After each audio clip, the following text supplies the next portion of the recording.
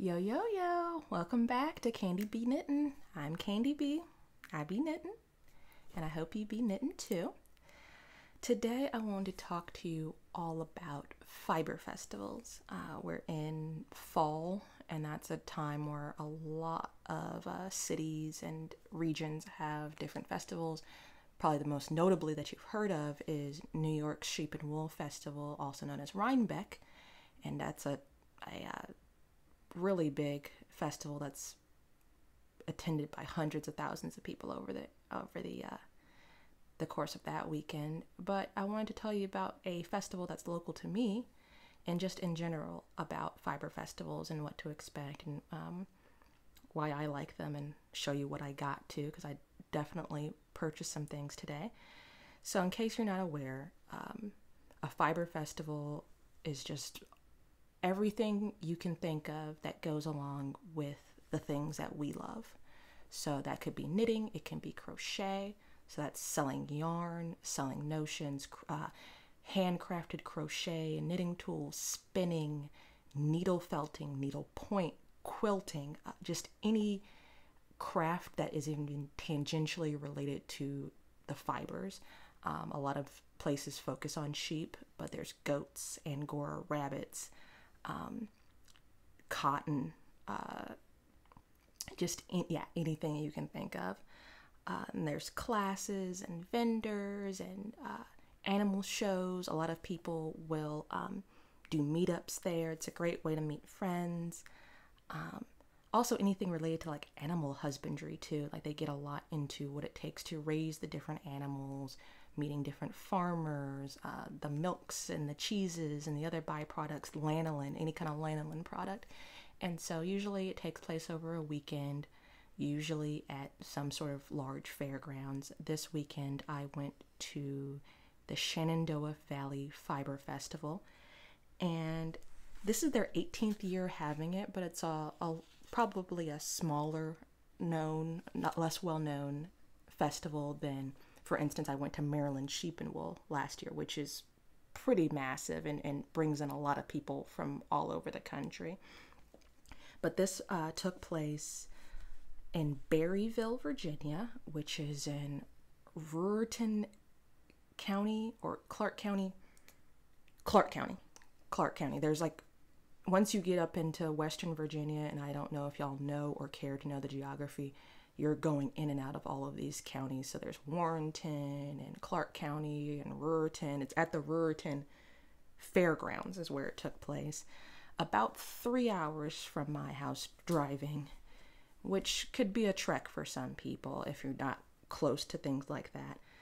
But for me, it just kind of makes sense because it has so many vendors in one place, probably over 50 vendors, as well as juried fleece shows. Farmers shear their animals and bring the fleeces, and you're able to see, a year's work of these farmers. And so it's definitely worth the drive for me, even though it is quite exhausting. Where I live, the closest local yarn store, or what people would call an LYS, is a good 45 minutes away from me. So it's not a place I get to go very often, so I don't get to see a lot of the hand-dyed wools. And even when I do get out, a lot of the local yarn stores don't have a lot in the way of spinning tools. And so this is a way to see people spin, especially different vendors come out that, for instance, the first time I saw an electric wheel, I got to see it in person. The vendors always are encouraging you to try the different equipment. Then you have people that are attending that have their wheels just out, and you can ask them questions and see what a shack matchless looks like if you've only ever seen one online. Also, I hate to paint us all with a broad brush, but it seems that there's some other interest that fiber people also have. So you might see gardeners there selling plants, or something tells me that some of y'all might be into giant ceramic mugs that, cover your whole face when you're drinking your lattes or your tea places, coffee places, basket weavers, because we need baskets to put all of our stuff in. And so just all in all, just a great place to be, especially if, like I said, you live in a place where maybe you don't have a local yarn store close to you, maybe you don't have a knitters or a spinners guild close to you. I told one of my coworkers asked me what I was doing this week, and I said I was going to a fiber festival, and she kind of just like was like, okay, and I was like, us like sheep and goats, and she was like, I know, and she just was like, okay, and so it can be hard to kind of find your people, and so this is I found a really great way to do that. And you don't always have to drive out 3 hours. I've been to a couple that have been close to my house. I've been to one at a winery. There was a local farm that did one that actually had a pretty good swath of vendors, as well as, live music and all the stuff that goes along with that. Good food, usually. And so thought I would give you my thoughts on the Fiber Festival and also show you what I bought. Overall, I don't know if I can truly judge because it's my first time going. I don't know if you guys have heard this is September 23rd, 2023, and we've just had a tropical storm warning this weekend in Virginia, and so a lot of places were actually closed. A lot of people were nervous to get out and about. The festival went on according to their hours and everything, but a lot of things were kind of lower scaled. Everyone wanting to be inside, so I didn't see a lot of live music happening on the stage. Mostly people just kind of keeping to themselves, trying to stay inside, trying to stay warm and dry. So I can't really judge it based on the entertainment value or based on the social factor, just because it was, I assume, is a very different vibe, being about 60 degrees Fahrenheit and windy and cold and rainy and muddy versus if it was a 70 or 80 degree day with the sun shining. Very different vibe, I assume. Same thing happened with Maryland Sheep and Wool last year. That takes place in May, and you get into spring, fall. Those are those transitional seasons where it's either going to be the most beautiful day of your life or it's going to rain and be nasty and gross. There's no in between. And so I feel like the weather may have put a damper on things. So it wasn't as festive as probably it might have been, but I don't know because this is my first time going. Mostly I was there to shop. And the way I approach these fiber festivals, it can be a great place to meet up. I love chatting. People are mostly friendly, especially if you're wearing some sort of knitwear. Everyone wants to know, is that the Love Note? Is that a Stephen West shawl? There's a lot of conversation, especially if you see someone, knitting or spinning, you guys are all already on the same page.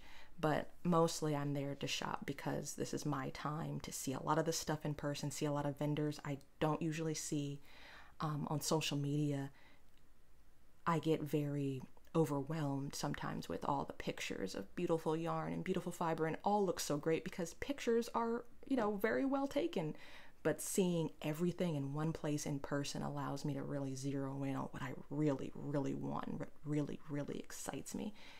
And sometimes you can surprise yourself. Sometimes you see something in person, you're like, you touch it and you're like, oh, that's not as soft as I thought it was going to be. Or, oh, I didn't realize it had that sparkle to it. Or this skein has more orange in it. This skein has more brown in it, whatever the case might be. And then sometimes you see a vendor that you've never heard of before and you're like, oh, wow, I didn't know you existed. And you dye these colors that I love. And so I love that opportunity to get in there and touch and feel and see things. Usually what I do is before the event, I went to the Shenandoah Fiber Festival. They're on Instagram. They have a website. I'll put the information below. And I read the full list of vendors. And usually most festivals will tell you all the vendors that are going to be there. And I go online, I look at social media, and I kind of scope out who I want to scope out. Especially if I see a name I've not heard of before or a name I have heard of before. I'm like, oh, like Yarn Hero, for instance. They do the kind of hand plied looking yarn that kind of looks like I am blanking on the name right now, but I know y'all are shouting it at me. But that's very popular right now. The look of hand plied yarn is very popular right now. So Yarn Hero is one of those brands that does that. Boucle yarn is really hot right now. The plan pooling yarn, and that's another thing you get to see at these festivals.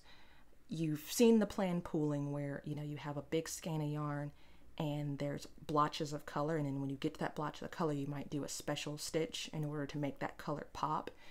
You can actually see examples. Like a lot of the independent dyers have samples in their booths where you can be like, oh, that's what that shawl is supposed to look like. Cool. I can imagine that better now. Or you see swatches of some of the hand-dyed yarn. So I'm just going to get into what I bought. Like I was saying, I like to make a plan.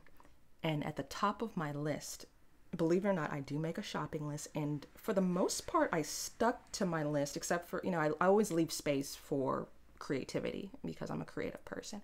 But at the top of my list, I wanted a support spindle because I own a lot of drop spindles. I haven't mastered the dropping part of it yet. And I was thinking to myself, I think a support spindle will get me to where I want to be, because I won't have to worry about the weight of the drop spindle. And so a support spindle spins faster because it doesn't have the weight of the spindle weighing it down. It also allows you to spin thinner yarn. And so that's my idea going into this. And I also like the idea of being able to like sit on the couch. Like I do my drop spindle on the couch, but it's not the most ergonomic situation I have. But I was like, if I have a support spindle, I can maybe do it on the kitchen table and, actually get myself set up. And so the first place I stopped at was Hip Strings. Well, actually, let me tell you what really happened. First, I always do one big round because that's how I do a buffet. If I'm eating food, I go around and I see everything there is to see and kind of get an idea of where I want to go back and what I've seen. Then I ate lunch. So then I'm not making decisions with foggy, I just drove 3 hours brain. So I ate lunch, got my blood sugar where it needed to be, and then got to work. And so I was just like, my intention was to go get a hand carved support spindle because there's a lot of really great woodworkers there. But then I went to the Hip Strings booth, which I just wanted to see because I've heard good things about their yarn. Didn't know they had fiber, didn't realize they had support spindles. And so I got this fella, and this is called their Mistral. And this is a carbon fiber, and then this is a piece of plastic here, and it's supposed to spin. Oh, it says Mistral right here from Hip Strings. There you go. This is a piece of carbon fiber with plastic, and these actually have stoppers on them, which I very much apologize to the people at the Hip Strings booth because they're like, oh, you should use it. And I took these off and ended up losing them, but she was like, oh, I have a whole drawer of them, but this is very sharp at the bottom, and both ends are very sharp. And you spin this on top of this glass dish, and you can just sit at a table and spin your yarn.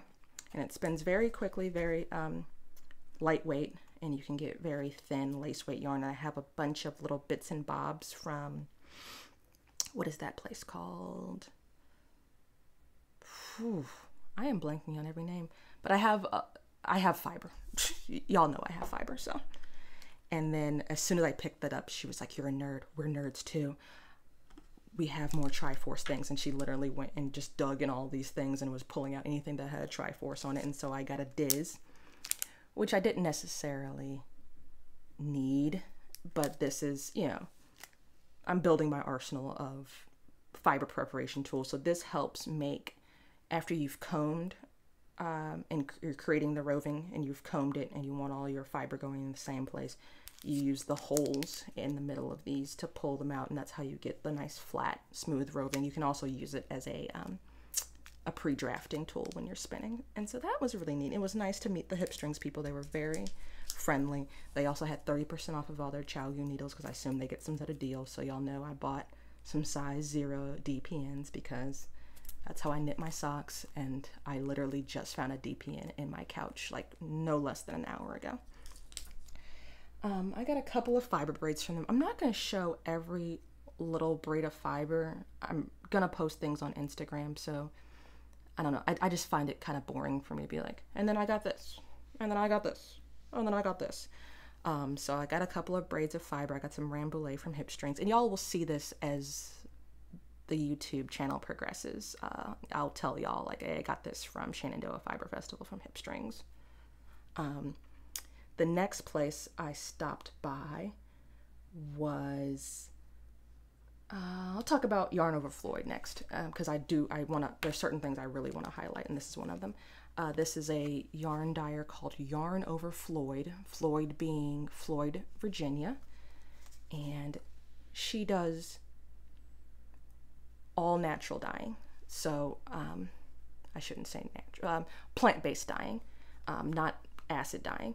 And this is done with, this is madder root, but she had minis that, you know, walnut, madder root, the bugs I can't pronounce, that starts with a C, all kinds of different, you know, flowers and marigolds, things like that. And I really do love and appreciate natural dyeing, but the thing I love about her most is that she works for literally Mr.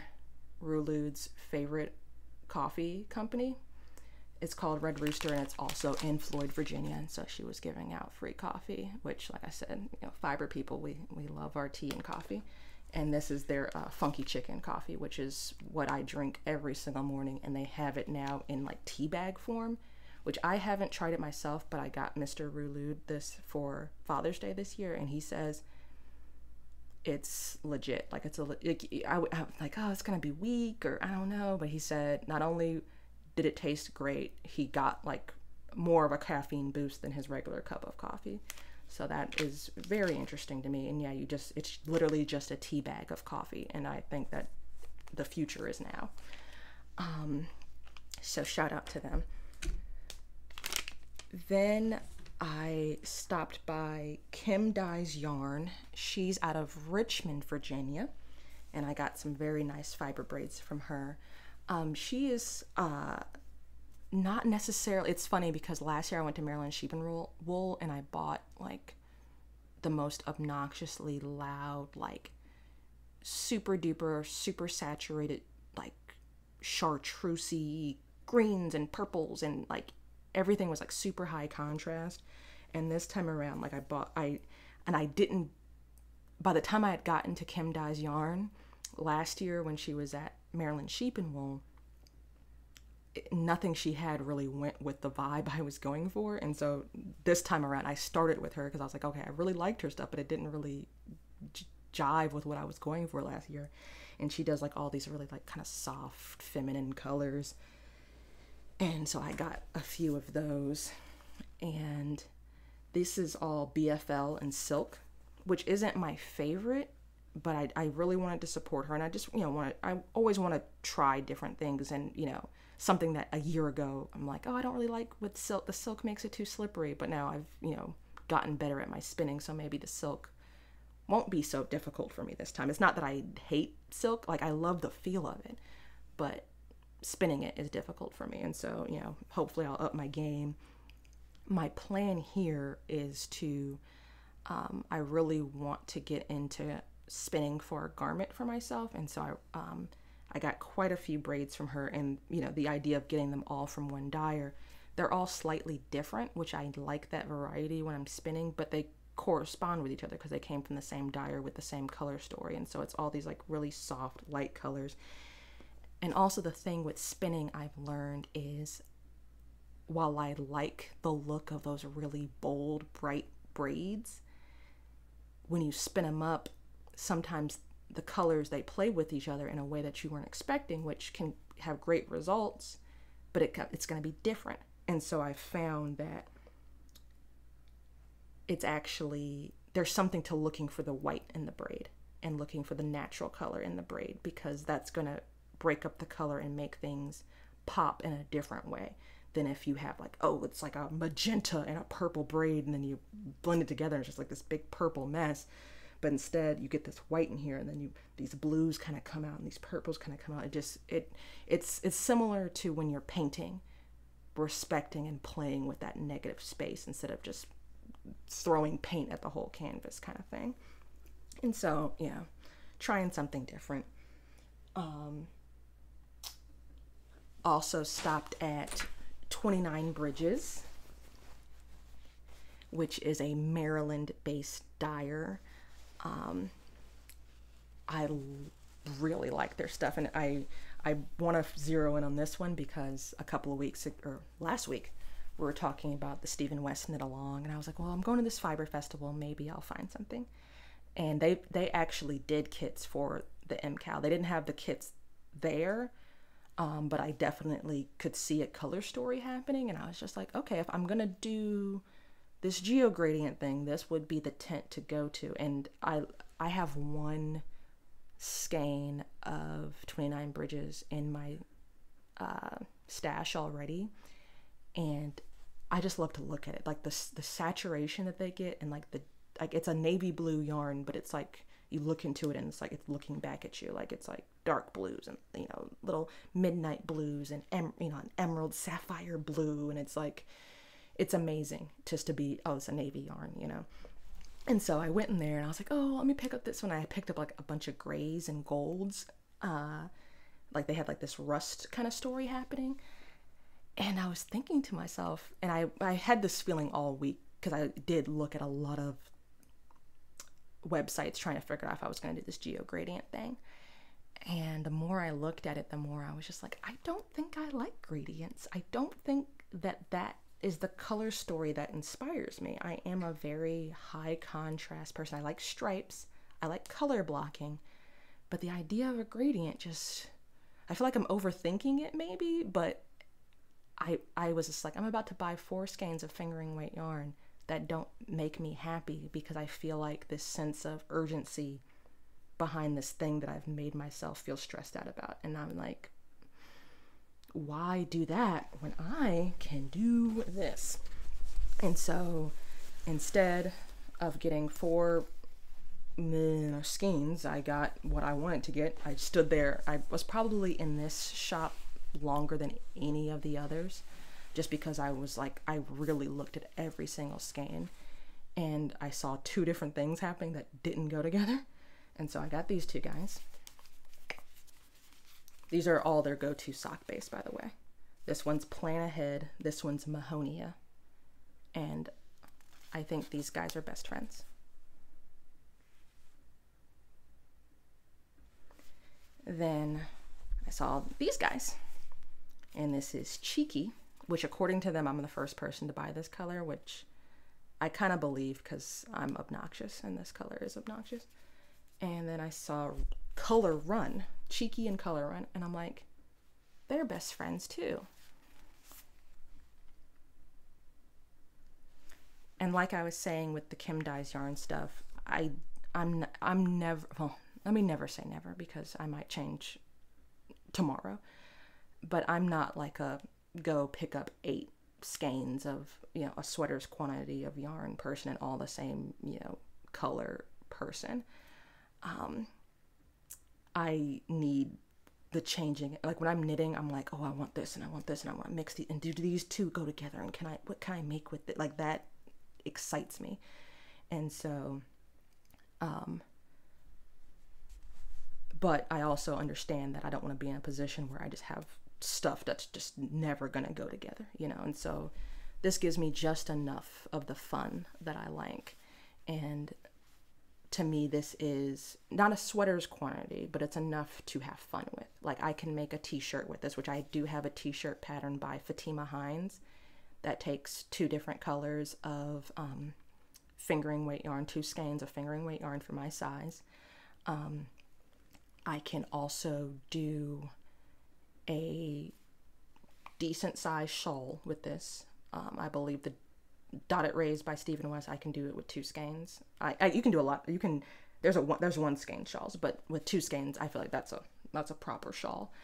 I can also do sock friends, like do a pair of socks where this is the main color, this is heels and toes, and then do the opposite, where this guy is the main of the sock and then this guy is heels and toes. And so I feel like that gives me the most to play with. Buying 1 skein of fingering yarn, usually I'm just like, oh, I can make a sock head hat or a sock head cow, but when I got 2, that opens things up.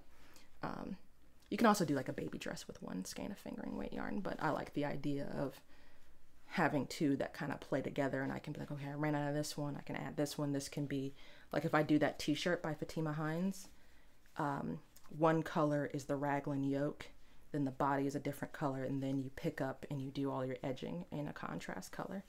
And so I can definitely see this. And this also has a lot of colors I already have in my stash, like navy blue, definitely got that. little gray, some little pinks in there, and then this guy. This goes with everything. This is my color sensibility. This is my neutral right here. So that was 29 bridges. My main goal and the other benefit to going to the fiber festivals is a lot of times maybe you want to try one or two things from a vendor, but then you're paying shipping. And so like if once a month you're buying yarn online and you're paying shipping and you're maybe getting one or two things, that is going to add up after a while. And I knew for a fact Green Goat Ranch, who is out of New Jersey, was going to be there. And I was like, I know what I want from her, so I'm definitely stopping there. And that was like, if I don't get anything else, I'm going by the Green Goat Ranch booth, because I've been looking at this for months and I knew she was going to be there. And I knew I didn't want to pay, order online, pay shipping, if I was going to be there in person.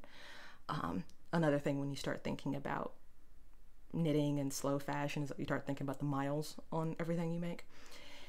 And so usually I am not a big, okay, so there's this thing with yarn dyers where they drop little hints of what they're coming out with next, and it's usually something that, pulls at your nostalgia. I'm an elder millennial, so there's certain buzzwords you can use to get me to buy your yarn. I'm just like, I get where you're going with this.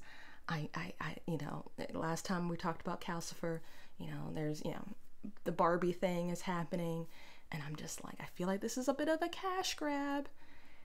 But then Green Goat Ranch announced that they were doing a Fraggle Rock collection, and I was just like, shut up and take my money. Like, what are we even talking about? Yes, of course I'm gonna buy the freaking, yes.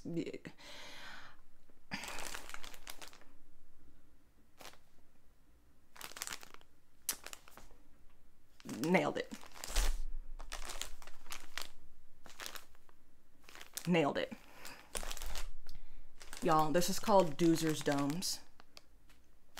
Nailed it. Trash heap. I'm buying the fiber called trash. Yes, I did that. It's called trash heap, and she had a spinning kit, like a self-carding kit for the trash heap that had like extra sparkles and stuff, so you could make a literal trash heap if you wanted to. It took everything in my power because I literally just spun with a bunch of sparkly stuff that scratched up my hands, and I was like, I don't think I should do that. Trash heap. Yes, I did that. So I'm gonna wrap things up soon, but I do want to leave you with this. You're definitely gonna start to see more spinning content because we're in late September. I'm in zone 7A for the garden, so the garden will be freezing around Halloween, and that's what takes up a lot of my physical strength over the summer. And so all the energy and the strength and the physicality that was going into the garden will soon be going into spinning. So hopefully you'll see a lot more of this stuff being used in different things. That being said, and I'll probably make a whole video about this, I did buy 2 fleeces. I bought a Gotland Shetland cross, and I got a Coopworth, which this is a sample of the washed locks on the Coopworth. I don't know if you can see with the glare. Last year I went to Maryland Sheep and Wool, bought and processed my first fleece, and I literally made every single beginner mistake that you can make buying your first fleece. And so this time around I was like, maybe I'll get a fleece, maybe I won't. I kind of had a bad experience last time.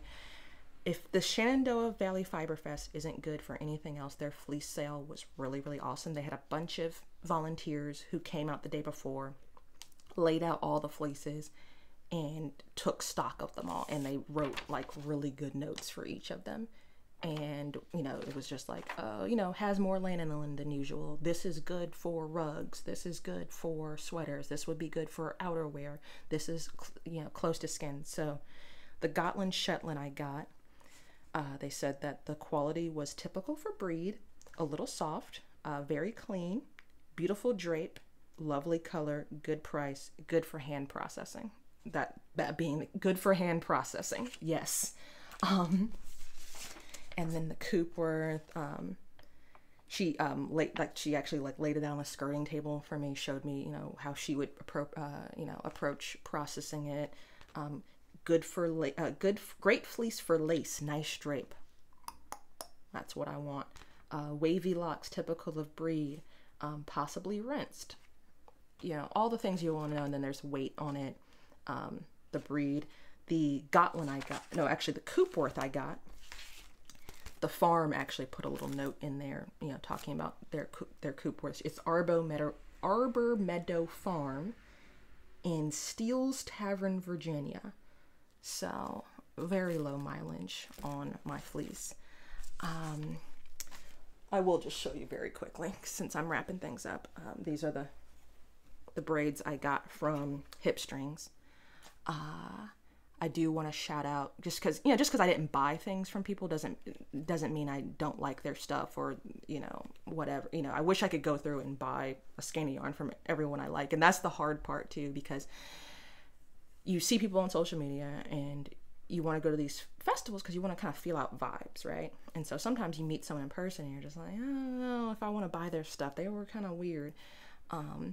But then sometimes you meet people in person that are actually like really, really cool, and then you want to buy all their stuff and you're just like, whoa, they're running a company.